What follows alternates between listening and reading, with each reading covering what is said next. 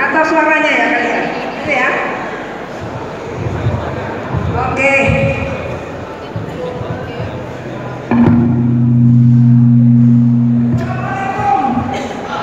Assalamualaikum warahmatullahi wabarakatuh. Yang milenial, mana milenial? Anak-anak muda. Yang mak-mak, mana mak-mak? Mantap. Saya semalaman itu belajar tangannya begini, sebab saya takut keceplosan tangan saya. Iya, tadi baru berangkat diingatkan lagi sama suami saya, hati-hati mak, tangan mak, tangan. Iya, bahaya. Saya di ruangan ini tidak akan berkampanye, karena ini bukan forum kampanye, ini adalah forum akal sehat.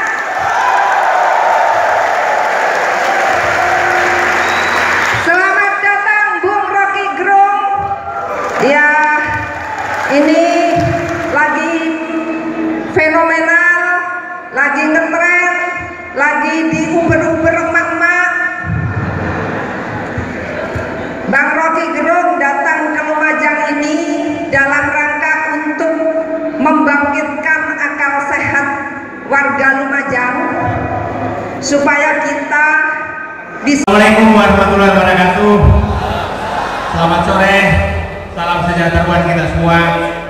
Saya ini tugasnya sederhana karena hanya ingin menghilangkan pencitraan berbasis kebohongan di negeri ini.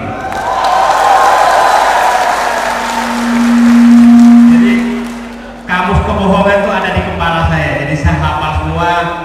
Yang kira-kira mulai kena hipnotis itu adalah SMK tahun 2012. Itulah awal pencitraan berbasis kebohongan. Dan saya pikir hanya akal sehat yang bisa mengusir itu. Kalau enggak, akan terus berlanjut. Kenapa saya birokrat 30 tahun dan saya kemarin pasti heboh dipecat. Dipecat itu dipecat yang ke-14 kali saya, jadi biasa saja dipecat. Tapi bersyukurlah kalau ibarat mobil mau jatuh ke jurang, kita ditendang keluar, berarti kan diselamatkan.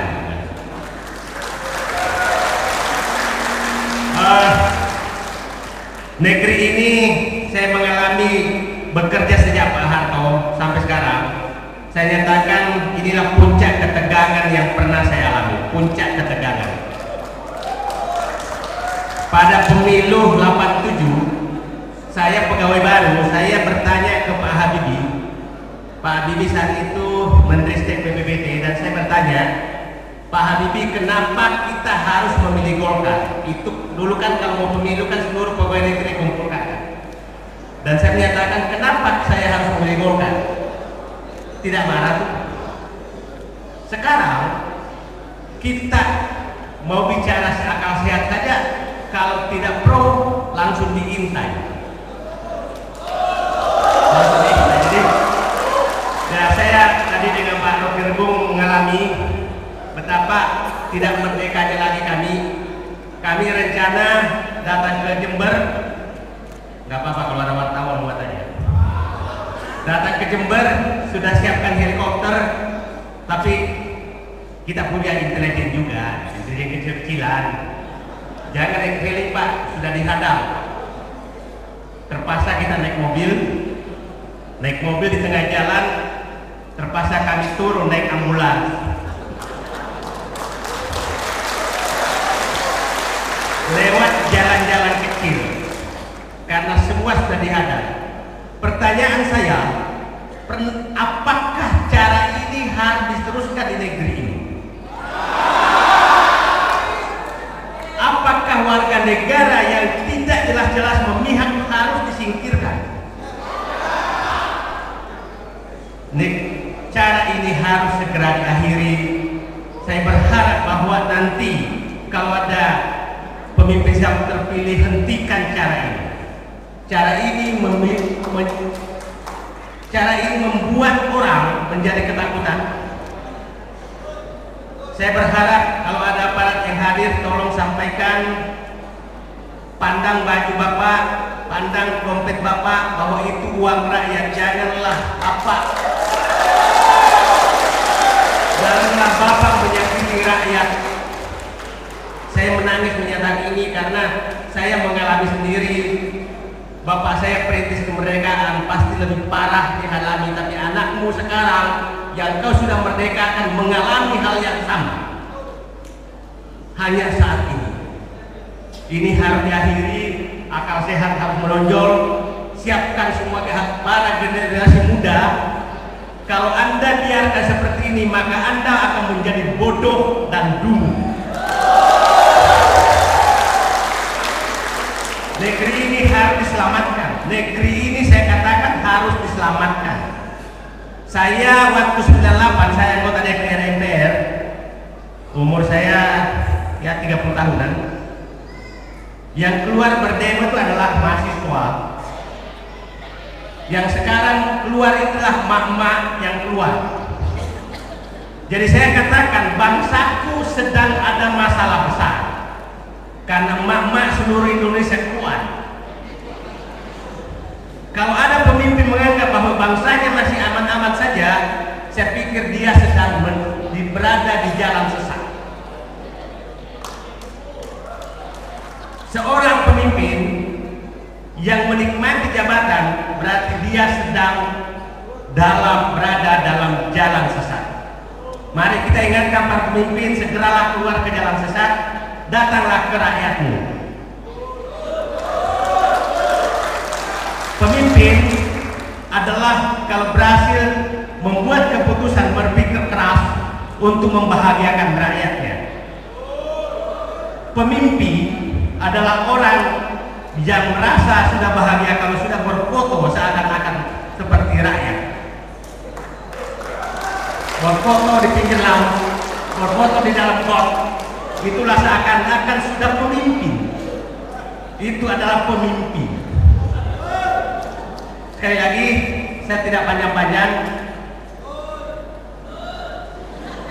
Negeriku sedang kritis. Negeriku sedang dipecah belah. Negeriku sedang dipisahkan antara rakyat yang lain dengan rakyat yang lainnya. Saya selalu sudah berulang-ulang menyatakan saya sedih melihat ada pimpinan parpol, ketua umum parpol baru perempuan yang saya ingat tuh kalau fotonya saja sebagai laki-laki, fotonya yang dulu itu gampang sekali masuk istana karena pro, yang lain sudah saling masuk istana. Istana itu adalah istana rakyat, bukan istana pendukung. Saya yakin saya hanya menyatakan mari kita akhiri kebohongan di negeri ini. Terima kasih. Assalamualaikum warahmatullahi wabarakatuh.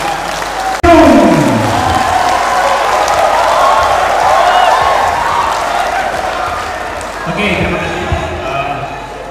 Teman-teman, saya baru tadi memperhatikan kemampuan argumentasi dari Ibu Wakil Bupati. Dan sepertinya ini forum jadi setelah saya dapat dua suasana yang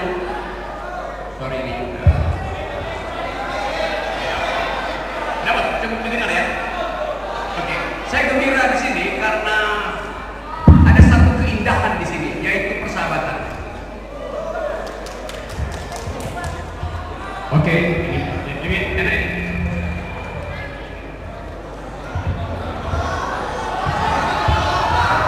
Oke, saya senang di sini karena ada keindahan, satu keindahan yaitu persahabatan. Oh maaf, bukan cuma satu yang indah, ada dua yang indah. Persahabatan dan Ibu Indah. Dua-duanya indah. Karena itu kita mungkin bisa menyatakan forum hari ini sebagai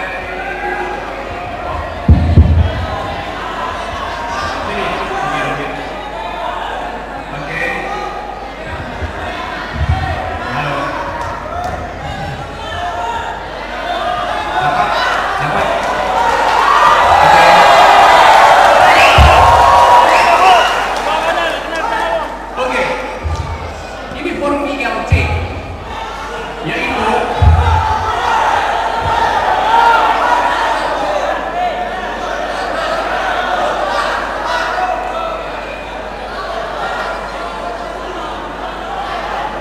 ILC itu bukan Indonesia Lawyers Club, Indah Lumajang Club.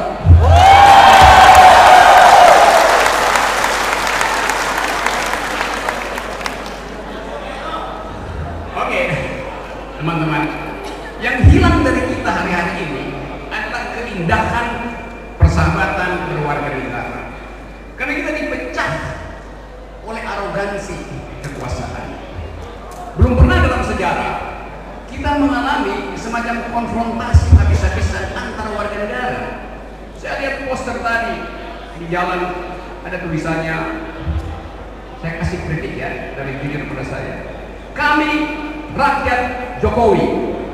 Oh ya, lalu yang lain bukan rakyat Jokowi.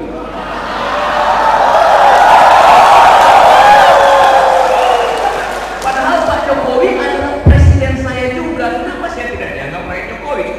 Jadi dengan sengaja disingkirkan dari kehangatan warga negara. Kalau disebut kami pemilih Jokowi, kami pendukung Jokowi, itu masuk akal. Tapi menyebut kami rakyat Jokowi memecah pengertian rakyat.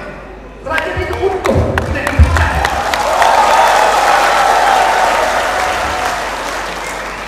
Saya katakan itu sebagai anak, bukan mengawasi jari, ini Bawasri. Tugas Bawaslu adalah, ya saya kasih kritik, karena tugas warga negara adalah mengkritik semua institusi publik. Jadi dari awal diandaikan bahwa kita memang harus bertempur habis-habisan. Itu yang menyebabkan kita kehilangan keakraban berwarga negara. Saya melalui pencitraan. Padahal pencitraan artinya kalau saya ingin mencitrakan diri saya, minimal ada standar di saya. Saya naikkan sesuatu berdasarkan kemampuan saya. Dan itu harus konsisten. Kalau pencitraannya sesekali dia dicitrakan sebagai pembalap, sesekali dicitrakan sebagai petinju, dicitrakan sebagai raja, sekarang dicitrakan sebagai warga yang terdempet-dempet di atas KRL. Ini apa yang otentik di situ? Itu artinya untuk mencitrakan seseorang, untuk membuat pencitraan seseorang naik, minimal dia ada citra lebih dahulu. Kalau citranya nggak ada, dinaikin pun nggak bakal nyampe. Baru dilihat sebagai pembohongan, sebagai kepura-puraan. Pencitraan harus secara jujur, harus otentik. Sebagai apa seseorang dicitrakan? Ini soal yang sangat penting bagi kita. Saya selalu kasih kritik pada kekuasaan, bukan dalam rangka menghina, tapi dalam rangka menjaga supaya akal sehat publik tidak ditenggelamkan oleh jumlah pencitraan per jam yang dihasilkan dari gedung istana. Kemarin saya beritahu bahwa pencitraan terakhir adalah dengan mengeluarkan kartu prakerja.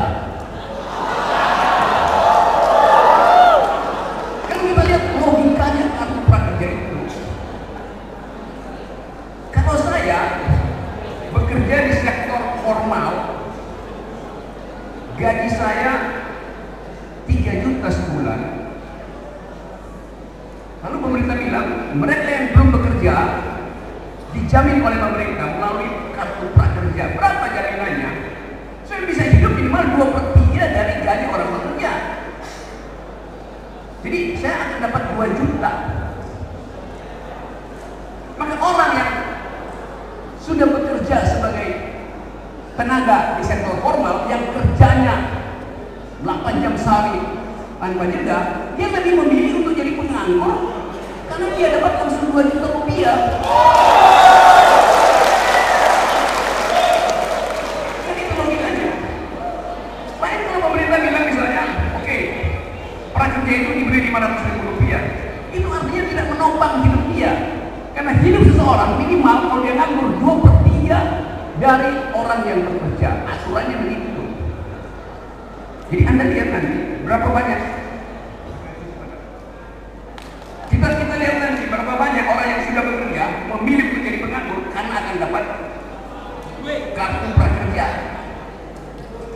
Tapi itu juga masih spekulasi. Kita nggak tahu dari mana uang untuk membayar 3 juta rupiah, 2 juta rupiah, 23 dan 3 juta rupiah minimal buat orang yang masih nganggur. Sementara tenaga honorer yang ratusan ribu itu cuma dapat 300.000 per bulan. Jadi yang kita persoalkan adalah jalan pikiran dari kebijakan itu, jalan pikiran yang datang dari analisa yang dulu. Karena itu saya mengatakan bahwa menjelang 50 hari ke depan seluruh kartu sakti sudah beliau keluarkan. Kartu sehat, kartu pintar, kartu prakerja. Ada satu kartu yang belum dia keluarkan, kartu praduku.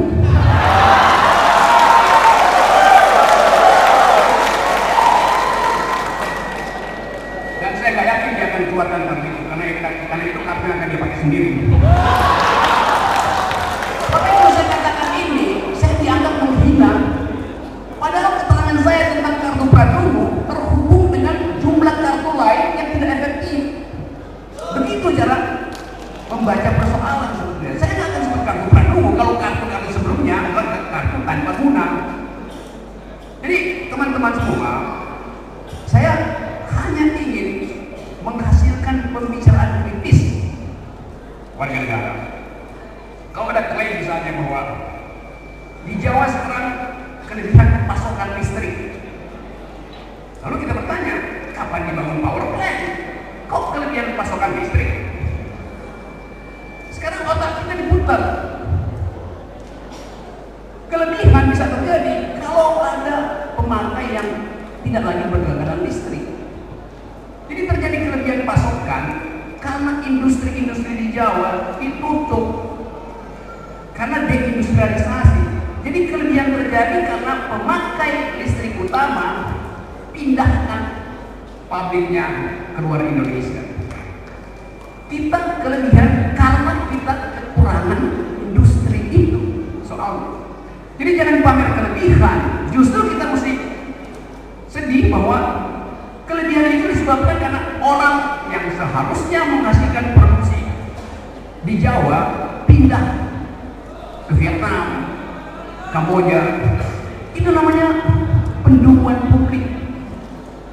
Nah, bagi milenial saya ingin menyampaikan ke milenial supaya mulai dari sekarang mengaktifkan akal sehat, karena saudaranya akan menentukan nasib negeri ini ke depan. Kita menginginkan agar supaya jalan politik dari 2019 ke 2024 itu kita bersihkan sama-sama, supaya nanti 2024 ke depan jalan itu menjadi bersih buat milenial. Jadi bukan buat saya betul. Nah, itu yang tidak mau dipahami oleh publik, oleh pemerintah. Karena itu kerjaan pemerintah sekarang adalah setiap hari Selasa pagi sibuk rapat di istana untuk memutuskan siapa yang mau dikirim ke ILC untuk menghentikan saya bicara, untuk mencegah saya bicara. Jadi dari pemerintah itu nggak bekerja karena kesibukan untuk menghentikan orang bicara. Cuman sekarang ada pemerintah yang takut pada kalimat. Kita ingatkan kembali bahwa negeri ini dirumuskan, diperjuangkan, dan disusun oleh akal pikiran. Para pendiri bangsa kita adalah mereka yang bertengkar setiap hari di dalam sidang untuk menghasilkan Indonesia yang bermutu. Semua pendiri bangsa ini paham tentang teori globalisasi awal, teori marxisme awal, logika primer. Kalau Soekarno mau belajar tentang Islam, dia pergi bernansir, walaupun mereka berseberangan politik.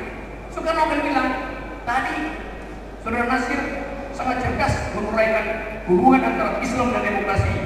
Supaya nanti kita berdebat nanti, kita sama-sama cerdas, pinjamkan saya buku Saudara Nasir. juga lakukan hal yang sama. Saya mendengar Saudara Bung Karno paham tentang teori nasionalisme. Pinjamkan pada saya buku Ernest yang dibaca oleh Saudara Bung Karno. Jadi ada pertukaran ide. Itu mensyaratkan bahwa pemimpin itu membaca buku, bukan membaca komik.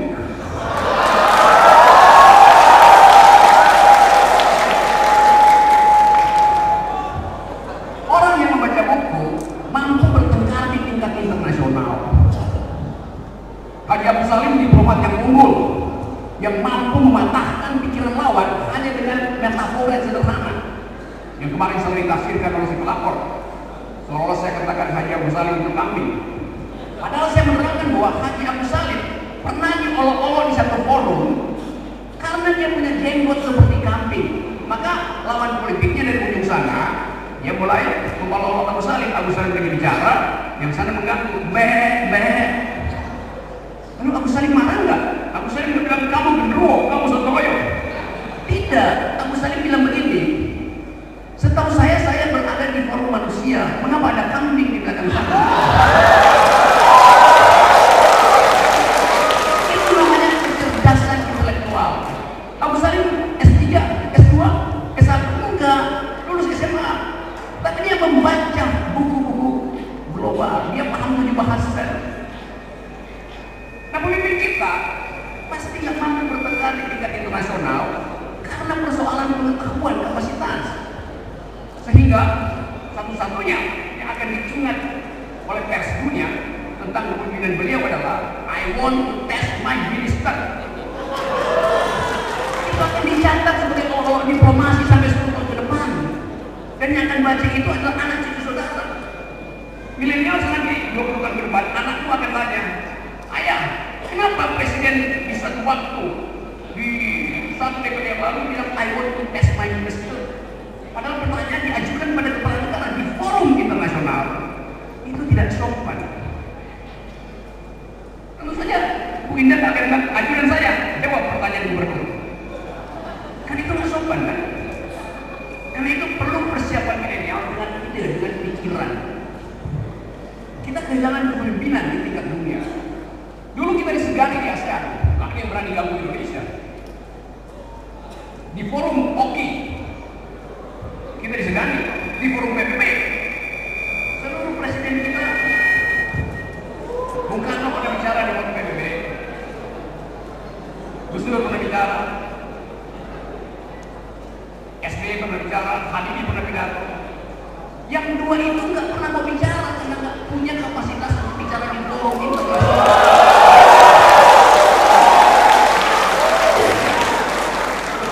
Dan saya nggak punya jawaban setiap kali wartawan asing tanya atau peneliti asing tanya. Apa yang mau saya jawab? Masa saya bilang iya mereka dulu. Terpaksa saya mesti cari keterangan berputar-putar. Akhirnya orangnya bilang, ya itu akhirnya dulu. Wartawan asing merumuskan begitu. Jadi ini soal yang serius bagi kita sebagai bangsa yang pernah dihasilkan oleh jumlah pikiran bermutu di awal kemerdekaan. Kita sekarang kekurangan ide, kekurangan pikiran. Itu membahayakan milenial ke depan. Kita ingin agar supaya waktu yang tersisa ini kita gunakan dalam upaya untuk mengkonsolidasi akal pikiran. Karena hanya dengan akal pikiran demokrasi ini bisa kita selamatkan. Demokrasi itu bukan baliho siapa paling tinggi, tapi pikiran siapa yang paling tinggi. Itu inti dari demokrasi. Demokrasi itu bukan pemerintahan rakyat. Demokrasi itu pemerintahan akal melalui pemerintahan rakyat. Jadi orang yang ingin memimpin dia harus punya cukup akal dulu, baru dia diandalkan untuk memimpin. Nah, yang terakhir pesan buat milenial. Kita milenial hari ini adalah penganggur terbanyak di Republik ini. Dalam statistik dunia, saudara yang berusia antara 15 sampai 24 tahun adalah lapisan penganggur terbanyak di dunia. Artinya saudara cemas dengan masa depan. Apa yang ingin diandalkan untuk menghasilkan industri 4.0 kalau saat ini lapisan yang akan menuntun kita justru kekurangan pekerjaan, artinya dia akan kekurangan pendapatan, artinya dia akan kekurangan kemampuan untuk berkompetisi dengan mahasiswa-mahasiswa baru di tingkat dunia. Dan di dunia sekarang ada perubahan total tentang kurikulum. Kalau Anda di Amerika, di Pantai Barat misalnya, negara bagian California, Los Angeles, beberapa universitas bahkan meminta mahasiswa untuk menulis sendiri kurikulumnya. Anda mau belajar berapa tahun? 4 tahun. Oke. Anda mau 4 tahun, apa saja yang Anda ingin pelajari? Rektornya akan bilang begitu pada si mahasiswa. Jadi mahasiswa diminta untuk menentukan sendiri nasibnya. Kalau kita di sini, kita masih dituntut oleh kurikulum yang dibuat oleh negara, yang kadang-kadang nggak berguna sebetulnya. Jadi Anda akan mengalami revolusi pikiran dalam 10 tahun ke depan. Kita juga akan bertemu dengan gejala baru misalnya. Kalau Anda pergi ke luar negeri, ada seminar, Anda akan ditanya, do you speak English, do you speak French, do you speak Dutch? Ada tata bahasa baru dalam pergaulan internasional. Misalnya, do you speak environmental ethics? Apa Anda paham etika lingkungan? Apa Anda paham cara menghormati pohon? Jadi, kita ada di situ hari ini. Do you speak gender equality? Apa Anda paham kesetaraan gender? Nah ini yang mestinya jadi kurikulum perdebatan politik, termasuk di dalam kampanye, termasuk di dalam forum debat presiden. Artinya tidak dibiarkan mengalir supaya penonton, rakyat bisa tahu siapa yang punya perspektif. Bukan dibatasi dengan tab waktu habis. Jadi orang dipaksa untuk mengucapkan hal yang sebenarnya belum dia pikirkan secara cepat-cepat. Karena itu aneh, bila seseorang yang biasanya gagap dan ganggu, tiba-tiba lancar mengucapkan program.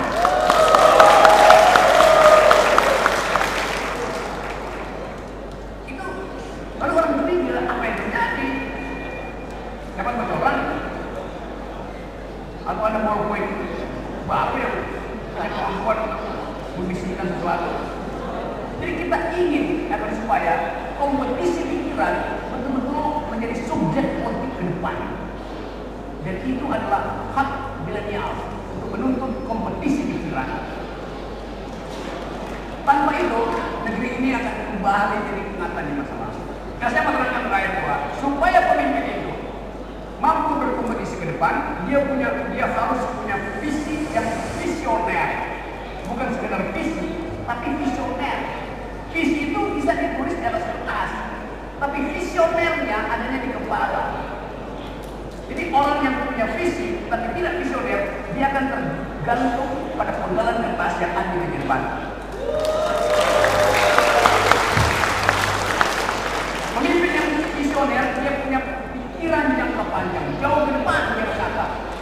Orang yang cuma punya visi di atas kertas, tatapannya cuma 30 cm. Yaitu nyontek apa yang ada di atas panggung.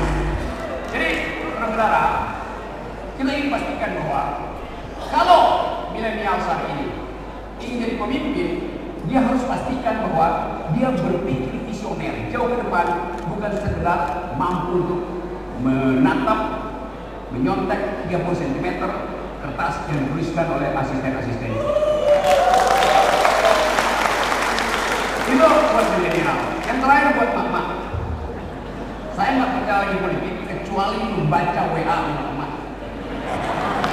Sebab politik yang sesungguhnya ada di dalam WA grup mak-mak. Kenapa begitu? Karena hanya pada ketika kalimat mak-mak saya merasakan kejujuran keadaan sosial. Kalau mak-mak bilang, ya. Karena dari bangun pagi, mama itu udah terasa dengan kehidupan ekonomi, kehidupan sosial. Begitu bangun pagi, dia mesti hitung berapa sisa uang belanja sehari ke depan. Sebelum tidur malam, dia berhitung ada tersinggal nggak uang recehan buat anaknya jajan besok pagi. Jadi mama itu mengalami misteri, mengalami penderitaan, kecemasan 24 jam. Dan itu nggak bisa dibaca statistik negara. Jadi saya berharap bahwa politik keadilan tersistematisasi. Dulu ada gerakan perempuan, mama namanya Dharma Wanita, mungkin masih ada sekarang. Tapi itu gerakan yang tergantung pada pangkat suami, tergantung pada seragam suami. Sekarang mama bikin seragamnya sendiri. Dia nggak peduli pakai apa. Jadi baru kali inilah saya merasakan ada perjuangan yang otentik yang didasarkan pada satu keinginan, yaitu perubahan. Dan hanya dari hati bersih mama kita percaya bahwa perubahan itu akan terjadi. Dulu mama kalau bicara politik langsung ditegur sama suaminya, enggak boleh bicara. Mereka disebut the unspeakable, tidak mampu bicara. Sekarang mama itu adalah the unstoppable, nggak bisa dihentikan kalau bicara. Jadi sekali lagi, karena ini bukan tempat kampanye, maka saya tidak akan mengkampanyekan Pak Prabowo. Sering saya diikuti bahwa Saudara Rocky Gerung sedang menyiapkan karpet merah buat Pak Prabowo di istana. Bukan tugas saya. Pak Prabowo bisa bawa karpetnya sendiri di istana. Warnanya apa? Silakan mama pilih. Biru, hijau, kuning, hingga boleh ada pilih. Tapi supaya karpet merah itu bisa digelar di istana, maka karpet merah yang ada di istana sekarang yang udah kusam, mesti kita gulung dulu. Itu jalan pikirannya, itu bukan kampanye. Itu jalan pikiran. Jadi saya ingin pastikan bahwa 17 April 2019 adalah hari penentuan apakah politik kita hari ini akan menuju ke masa depan atau hanya akan berjalan ke depan. Kalau dia menuju ke masa depan, maka itu adalah kontribusi milenial dan emak-emak. Yang lain cuma hidup dengan. Terima kasih.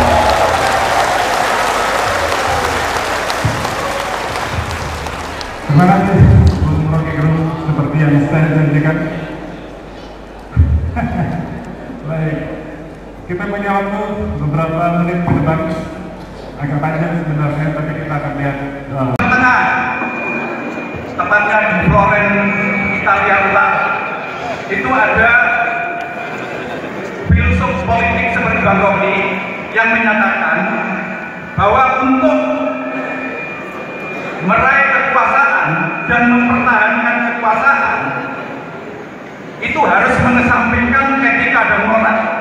Ia harus bertindak seperti kancil yang bisa licik dan seperti singa yang kejam. Dalam hal ini, untuk kontestasi di Indonesia, politiknya menghasilkan kemarahan, itu pertanda awal dari gejala lunatik. Lunatik itu artinya awal sakit jiwa, biasanya terjadi kalau lagi bulan purnama. Karena hidupnya tidak tenang, hidupnya gelisah, hidupnya mencegah orang untuk bicara. Itu tanda awal penyakit jiwa. Karena manusia ditakdirkan untuk bercakap-cakap. Demokrasi adalah fasilitas untuk bercakap-cakap. Jadi mereka yang tidak menghentikan percakapan itu sakit jiwa. Mereka yang menguasai pers tadi secara hegemonik itu sakit jiwa parah. Jadi kita di dalam teori psikologi ada yang disebut delirium. Kita gugup untuk bicara bukan karena kita tidak mampu mengucapkan sesuatu, tapi karena kita takut dinyatakan salah, maka kita gugup bicara. Dulu itu dinyatakan pada perempuan selalu gugup bicara karena takut akan dikritik pada kekuasaan. Stop. Hanya itu aja. Saya tidak. Jadi saya merasa nyaman dan aman di mana ada bahasa baru pada semua komunitas, agama, etnis, yaitu bahasa kritik. Saya justru dibully oleh mereka yang merasa saya kok hangat sekali dengan teman-teman muslim. Saya kok hangat sekali dengan warga Solo. Padahal saya dan Pak Said itu juga orang Solo, Sulawesi. Jadi orang mencurigai keberagaman hanya karena takut bahwa keberagaman itu akan menggerogoti kekuasaan. Itu yang berbahaya sebetulnya di Republik ini. Dan itu yang diedarkan tiap hari. khawatir bahwa bangsa ini suatu waktu berakhir hanya karena dituntun oleh kedunguan boneka. Karena boneka tidak punya kepekaan terhadap keadilan, terhadap keberagaman. Karena dia tidak mampu memutuskan, dia diatur, di remote oleh berapa macam remote control bahkan. Jadi kadang-kala tangannya begini, remote controlnya begitu. Jadi tidak otentik. Saya katakan, orang yang di remote control tidak otentik penampilannya, tidak lugas. Ya, harus menunggu ada kamera baru action jadi kelihatan. Padahal kalau otentik ada tidak ada kamera harus begitu penampilannya. Nah milenial kan begitu tuh, nggak ada kamera masa bodoh.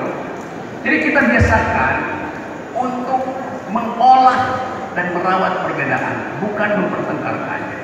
Yang sekarang justru dipertengkarkan dengan satu slogan, kami Pancasila, berarti kalian radikal, berarti kalian fundamentalis. Itu yang saya jengkel. Kata kami Pancasila itu seolah-olah itu adalah slogan toleransi, padahal itu adalah slogan arogansi, slogan keangkuhan. Dan keangkuhan biasanya datang dari orang yang sedang mengalami gangguan jiwa.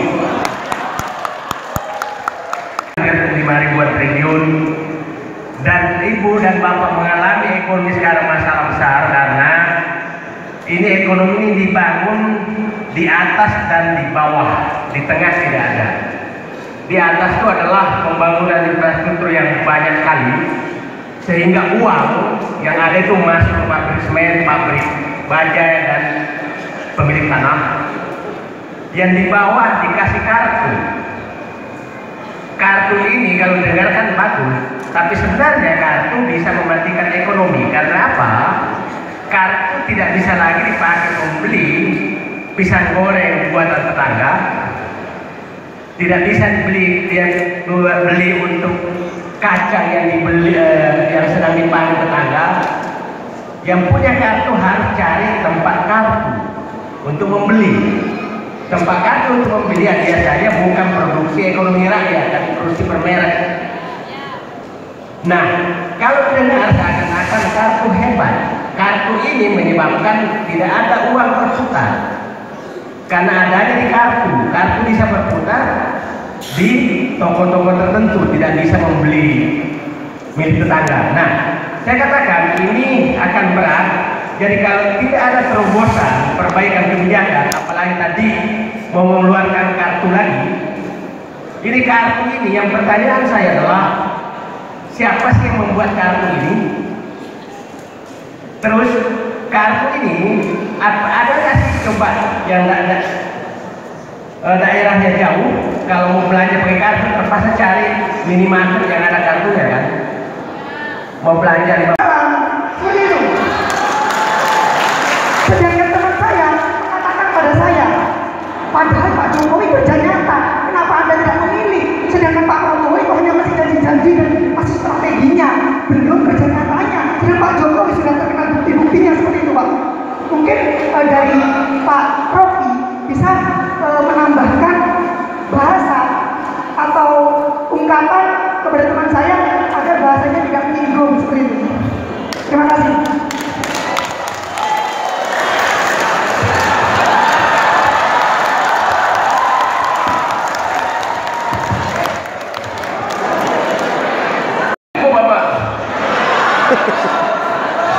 Oke, terima kasih ya. Dan walaupun kamu udah cium tangan saya 2 kali, saya tetap nggak akan kasih kamu bro tadi, saya panggil bro aja.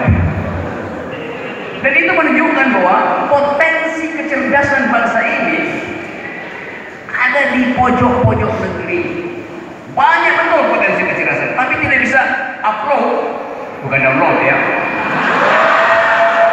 Kecerdasan itu tidak bisa upload, tidak bisa muncul karena ada fanatisme politik, karena ada keangkuhan, feodalisme, macam-macam. Jadi tadi membuktikan kalau mestinya hari yang tadi jadi pembahas debat presiden.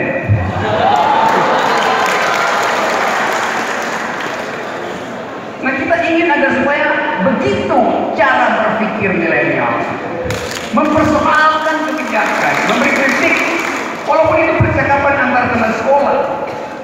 Sekarang teman anak-anak sekolah itu percakapannya ada sekedar nama-nama ikan, bukan kebijakan. Nah, kita mau ubah story ini sebenarnya. Yang jadi masalah adalah orang yang menghafal nama-nama ikan, dia juga menghafal banyak soal, termasuk tanah orang dihafal, luas tanah orang. Jadi generasi penghafal itu mesti kita hentikan. Kita menjadi generasi yang mempersoalkan itu intinya. Nah, saya sering katakan bahwa seandainya presiden dilatih untuk mengaktifkan akal sehat milenial, maka dia pasti nggak akan sekedar bertanya soal nama-nama ikan, tapi masih akan bertanya, cara bertanyanya itu dibikin lain, minimal dia bertanya, misalnya sering saya terangkan, nah, mengapa ikan tidak bisa manjat pohon? Kan itu menimbulkan kuriositas, sehingga si anak tadi ada bilang, ya cebong juga nggak bisa manjat pohon, Pak.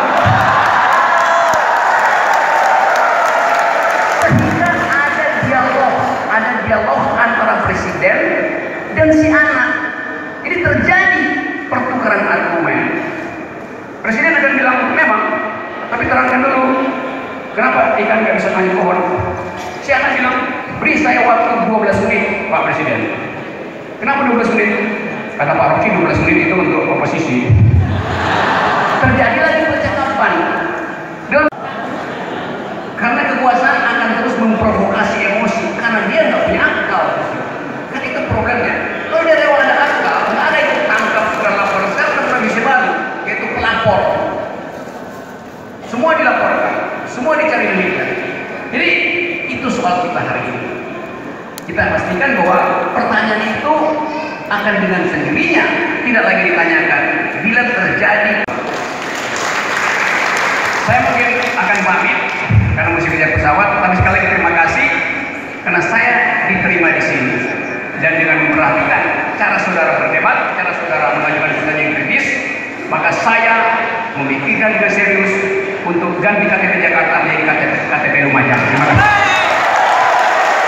Baik, pertanyaan terakhir, singkat. Kan adalah peradaban baru. Jadi kalau kita tergesa-gesa, ketergesaan itu menunjukkan bahwa kita tidak mampu untuk meletakkan ulang fondasi yang paling tepat bagi ronda pos ronda terakhir di Kabupaten Lumajang. Percakapan ini harus juga pada tetangga-tetangga di desa terakhir di mana saudara menginap malam ini. Percakapan hari ini harus juga dipahami oleh mantan istri, mantan pacar atau selingkuhan saudara.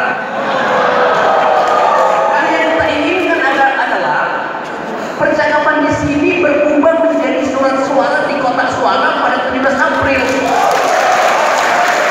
Karena itu, efektifkan komunikasi dengan siapapun. Walaupun masih belum move on, tapi bilang demi 17 April, telepon mantan pacarmu. Supaya dia hatinya tidak dengan kamu lagi, tetapi pilihannya dengan kamu. Itu buat milenial. Buat bapak-bapak, saya percaya bahwa pengaruh saudara-saudara yang ada di sini mampu untuk menghidupkan akal sehat remaja. Buat mama, saya hanya ingin mengatakan bahwa kecuali saya dilarang oleh mama, maka saya akan berhenti bicara. Terima kasih. Baik, kita beri